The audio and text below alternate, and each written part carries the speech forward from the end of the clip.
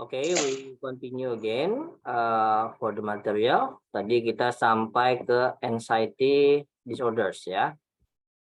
Nah, jadi contohnya di situ disebutkan ya, testophobia, ini takut ketika menghadapi ujian atau tes ya. Ada dentophobia, takut dengan dokter gigi ya, dan lain-lain. Ada juga ketakutan akan situasi yang tadi ya, ketinggian, misalnya arko ya, kalau nggak salah arkophobia, terus ada aerophobia ya, takut pesawat ketinggian dan sebagainya, takut terbang dan sebagainya. Nah, kalau misalnya ketakutan-ketakutan tadi atau fobia-fobia itu tidak disembuhkan, maka sebenarnya yang dampak muncul adalah isolasi sosial. Jadi misalnya di mana ketika teman-temannya pada berenang, dia nggak berenang gitu. Karena takut kan, jadi fobia tadi. Ya, maka sebenarnya fobia itu tidak bisa dihilangkan, tapi bisa dikendalikan gitu. Nah, bisa disembuhkan dengan beberapa progres ya. Nanti di slide berikutnya disebutkan ya. Nah, itu contoh. Nah, kecemasan yang dalam public speaking tadi itu masuk kecemasan yang mana? Masuk kecemasan disorders ini ya, anxiety disorders, di mana biasanya orang takut bicara di depan umum. Nah, ada permasalahan ya, kenapa seseorang itu bisa takut bicara di depan umum ya. Nah, kalau di sini di bukunya kita diminta untuk seperti kayak checklist ya. We have to check the statement and then fear or no fear or very fear ya. Misalnya enclosed space, deep water, talking to group, illness, high speed, terrorism dan sebagainya. Nah, jadi buku ini bisa melihat seperti apa ketakutan-ketakutan kita. Nah, ini ada sangat takut gitu ya, takut, tidak takut, ya tidak takut sama sekali gitu misalkan. Nanti teman-teman bisa cek bukunya. Lalu kita juga diminta untuk menyebutkan personal fears. Personal fear. Jadi yang kita takuti banget itu apa? Ya, baik yang misalnya tadi secara real, nyata atau tidak nyata. Misalnya kita ngelihat apa ya? Misalnya cacing gitu ya, cacing. Kita takut misalnya. Padahal cacing tidak membahayakan. Gitu. Berarti kan irasional ya. Nah, kecuali ular. Kalau ular mungkin bahaya kalau ada bisanya. Nah, jadi diminta untuk berbicara di grup di situ ya, diskusi gitu. Nah, yang kita lihat di sini adalah getting to know fear of speaking. Ya, jadi ketakutan kita dalam berbicara. Jadi ketakutan berbicara di depan umum adalah fobia sosial yang datang dalam berbagai jenis dan bervariasi tingkat derajatnya, levelnya, gitu. Semakin tinggi misalnya mahasiswa itu semesternya, pasti akan berkurang rasa takutnya untuk presentasi, gitu. Tetapi ketika di awal misalkan semester 1, semester 2 gitu ya, oh masih takut ya kan karena di awal-awal gitu. Tetapi belum tentu juga gitu karena memang tergantung dari personalnya tadi. Jadi jenis-jenis ketakutannya dan variasi tingkat ketinggian takutannya gitu. Ya, di sini juga misalnya jenisnya ketika kita berbicara pada kelompok besar, ya lalu percakapan satu lawan satu, ya ketika kita tidak tenang untuk berbicara dengan atasan, takut berbicara dalam situasi yang bergantung dan menentukan, misalnya interview, misalnya pada saat interview, pada saat oral test, misalnya dan sebagainya. Jadi ketakutan-ketakutan itu disebabkan oleh 3 hal. Ya, yang pertama adalah 1, lack of knowledge. Jadi kurangnya pengetahuan atau keterampilan kita sendiri sebenarnya, teman-teman. Yang kedua adalah pengalaman buruk atau bad experience. Ya, bad experience berarti pernah ada satu hal yang membuat kita jadi malu misalnya. Itu kalau misalnya dulu disuruh maju waktu SMP atau SD disuruh maju terus salah diketawain misalnya. Nah, ini adalah sebuah pengalaman yang buruk gitu. Jadi akhirnya menjadi ketakutan. Yang ketiga adalah pemikiran negatif. Nah, ini adalah yang paling sulit kita hilangkan. Jadi ketika kita sudah mempunyai pemikiran negatif terhadap sesuatu, maka itulah yang menjadi kenyataan kita ke depannya. Seperti itu. Oke, di sini juga dites lagi, tes fear and pleasure in public speaking. I feel pleasantly excited when I give a speech. Ya, saya sangat senang ketika saya memberikan pidato. Ya, nah, agree, disagree. Nah, ini pertanyaannya banyak ya. Ini cuma saya ambil 5. Teman-teman kalau di bukunya itu ada 20 kalau nggak salah. Ya, nanti bisa kita skip aja ya. Jadi teman-teman nanti bisa baca lagi. Nah, fear of public speaking under the X, ya. Jadi hanging on to a fear by avoiding situation is not a good idea.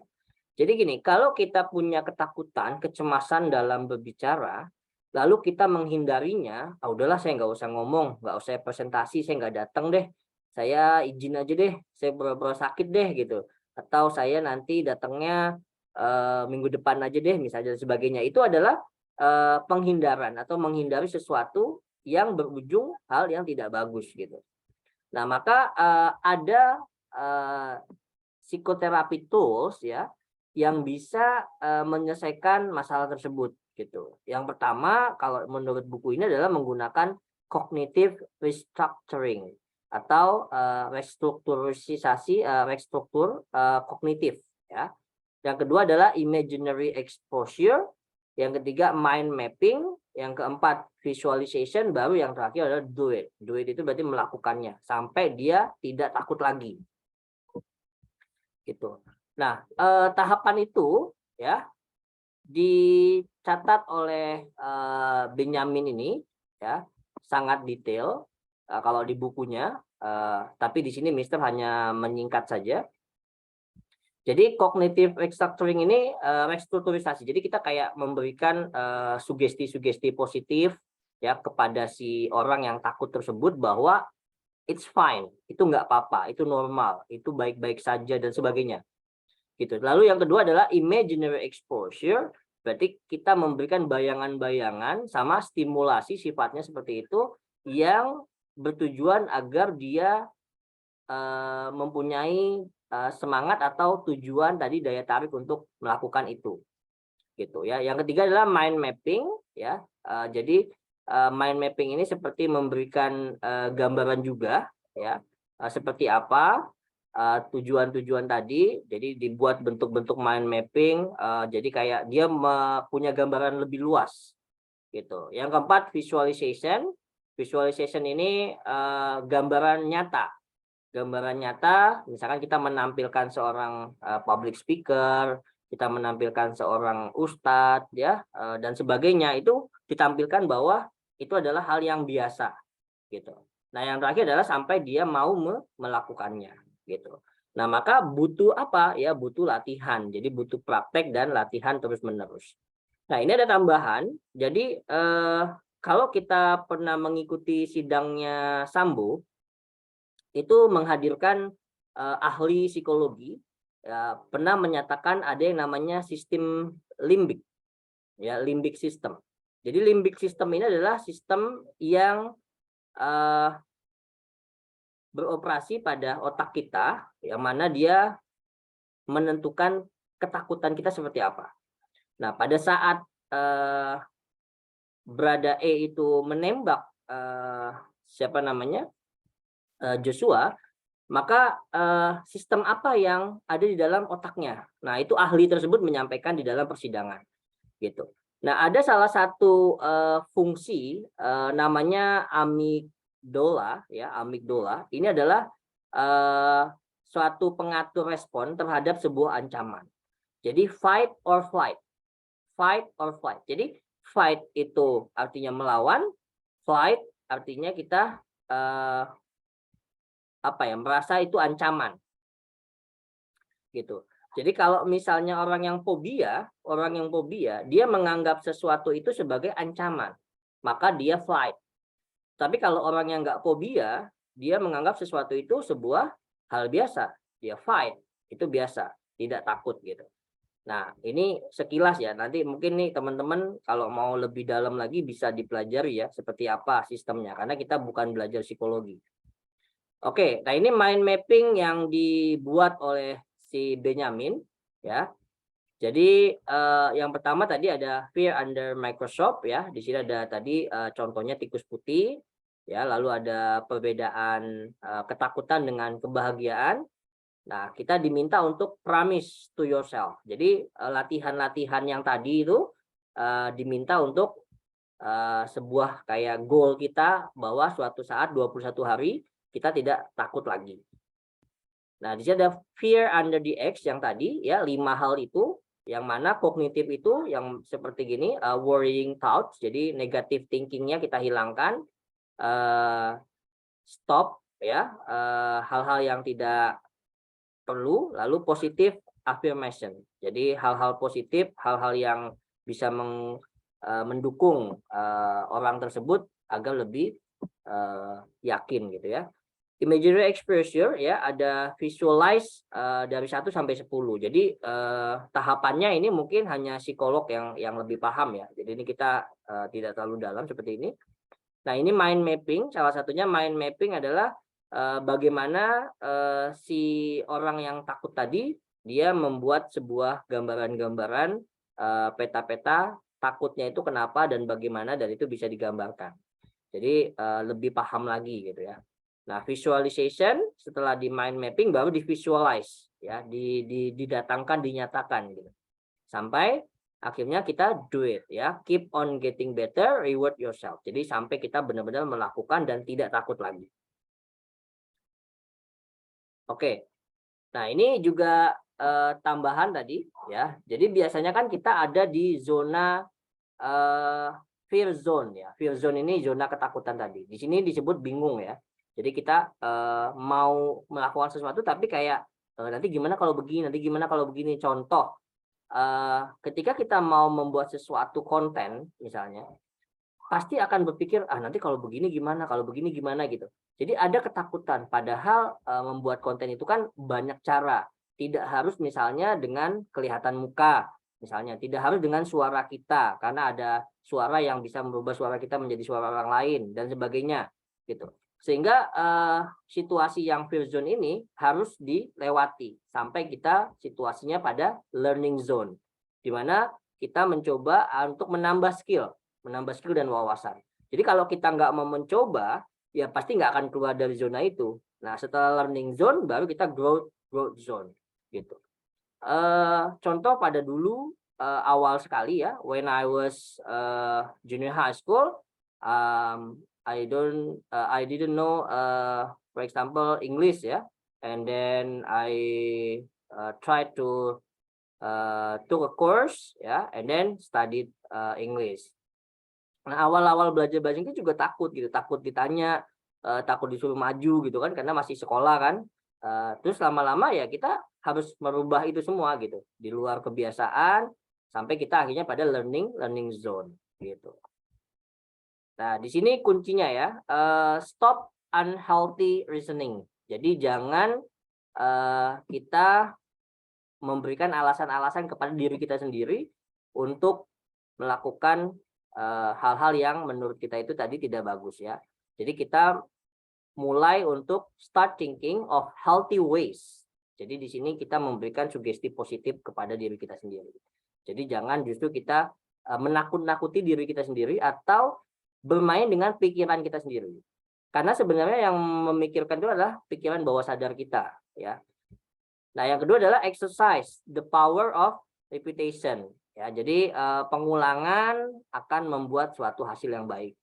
Practice makes perfect ya. Dengan berlatih itu akan membuat menjadi sempurna. And then just try it. Coba aja, learning by doing. Nah, makanya di dalam materi public speaking teman-teman sudah berlatih nih.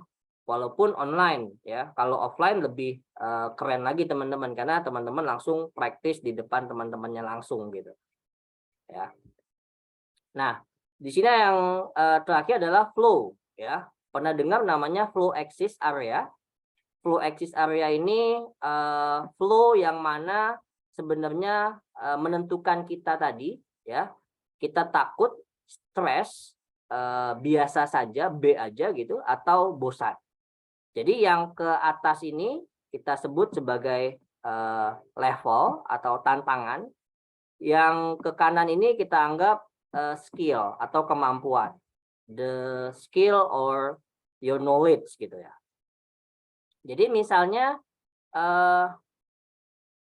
tantangannya tinggi teman-teman di sini.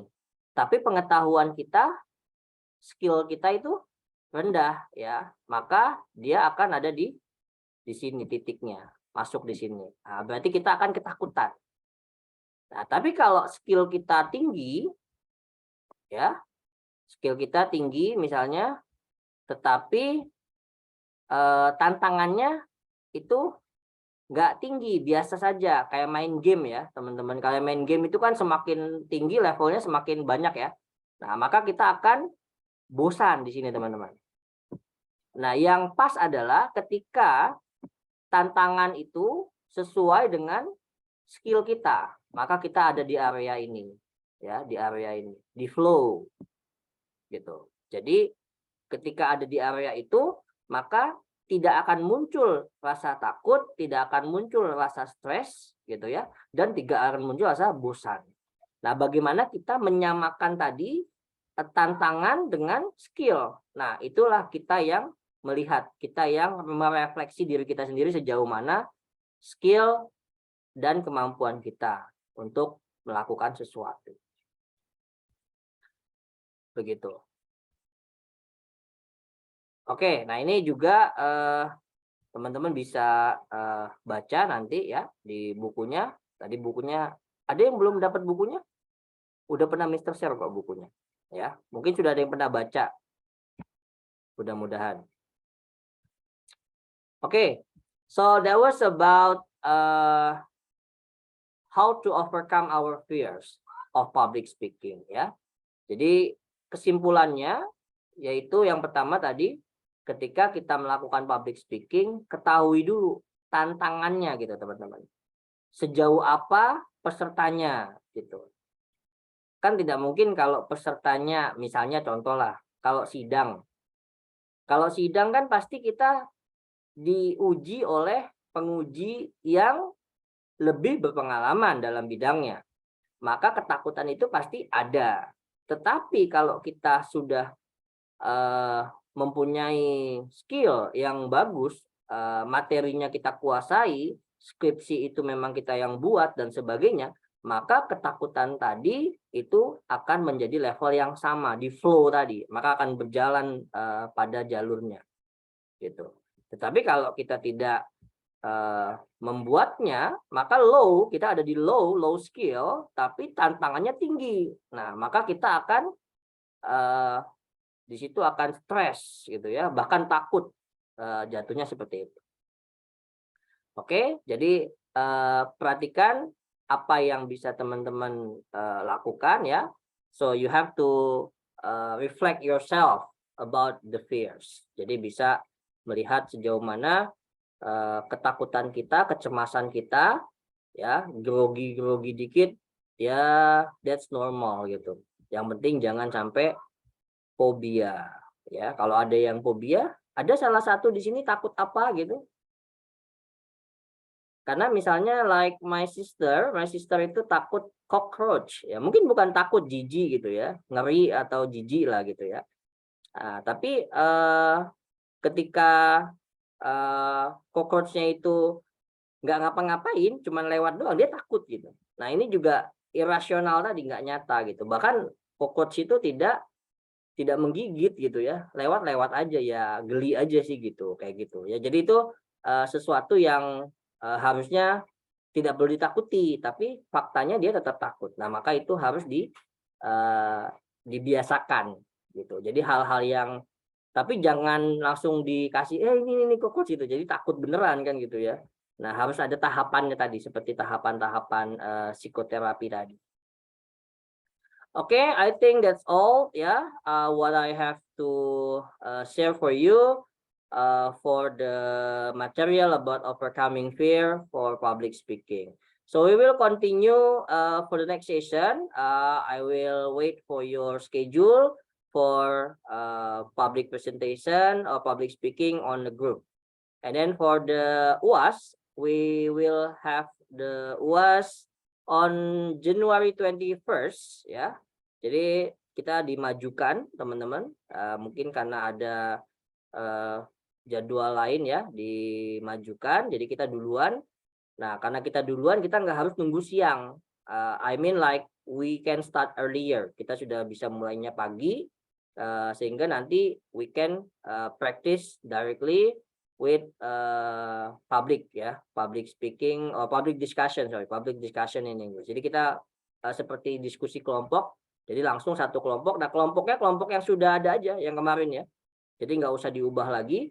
Kelompok yang sudah ada itu silakan nanti kelompok 1 ya berarti masuk kelompok 1, kelompok 2 nanti masuk kelompok 2 gitu ya. Nah, tinggal Mister bisa menilai. Di situ teman-teman bisa diskusi bersama dengan topik yang nanti akan Mister berikan pada saat UAS. Okay, so far any question about the materials or about UAS? So far clear? So you have one more what we call assignment ya. Tinggal satu lagi tugasnya teman-teman hanya praktek saja, praktek di grup. Okay. So far any question? Is that clear enough for you? Saya mau bertanya. Ya, boleh, silakan. Untuk UAS berarti Nanti kayak kemarin ya dipakai will gitu lagi ya. Bedanya kalau kemarin one by one. Ya kan? Oke. Tapi kalau UAS yang sekarang itu satu kelompok but you discuss gitu. Jadi discuss itu boleh saling menanggapi, boleh saling memberikan argumen seperti itu. Ya, seperti yang Mister sampaikan di meeting 13 ya kalau nggak salah ya. Misalkan talking about education gitu. Jadi yang satu menanggapi, yang satu boleh juga memberikan persetujuan. Oh iya, saya setuju dengan hal itu, misalkan bla bla bla. Oke, tapi dalam bahasa Inggris. Jadi bentuknya lebih ke diskusi publik. Diskusi publik, anggap aja ini teman-teman satu kelompok ini sedang berdiskusi tentang sesuatu. Gitu ya, Anissa ya. Jadi nanti waktunya maksimal itu 30 maksimal. Jadi kalau udah 30 ya sudah kita close. Berarti yang tapi di sini kita nggak rebutan ya. Nanti jangan semuanya pengen ngomong gitu kan. Nanti Mister akan pandu sebagai moderator. Jadi oke, now the turn for Anissa misalnya. Oke, next. How about Mahesa misalnya. How about Dini misalnya. Nah, ini jadi saling menanggapi ya. Nah, makanya kalau dikasih kesempatan tadi silakan nanti diajukan. Bentuknya begitu konsepnya. Oke. Siap. Terima kasih, Sir. Ya, oke. Ada lagi yang lain? Sir, berarti materi bahan diskusnya itu dari Mister kan ya? Iya, topiknya nanti Mister kasih. Oke. Kan kalau yang presentasi kelompok, ini nih yang kelompok kan kemarin sudah sempat bahasa Indonesia tuh. Nah, cuman yang bahasa Inggris kan belum nih teman-teman. Ya baru Mister Ahmad, terus kemarin Jessica, siapa tuh kemarin? Nia gitu ya. Terus ada Dini misalnya. Yang lain kan belum. Ya kalau yang lainnya nggak diskusi, nggak dipraktekkan, berarti nilainya setengah tugasnya. Cuman satu kan? Ya, jadi biar adil semua juga harus melakukan. Ya, jadi jangan jadi tumbal doang nih temennya nih. Oke. Silakan nanti dibuat aja jamnya, jadwalnya ya, tanggal berapa, hari apa, seperti biasa gitu. Kalau misalkan nggak lengkap semua nggak apa-apa teman-teman, mulai aja. Nanti jadi gantian, dia hari apa teman-teman bisa join gitu. Ya sebisa mungkin lengkap gitu. Jadi langsung selesai kayak biasa lah. Paling at least 10 minutes gitu ya, udah bisa kan selesai gitu. Kalau misalnya 10 dikali 5 ya 50 menit, 1 jam selesai gitu. Oke. Jadi sisanya sambil disambi. Ya, sudah jelas semua ya? Oke, thank you everyone for coming, for your attention, for your participation. We continue for UAS ya. Oke, good luck everyone. Have a nice weekend. Thank you, sir. Oke, bye.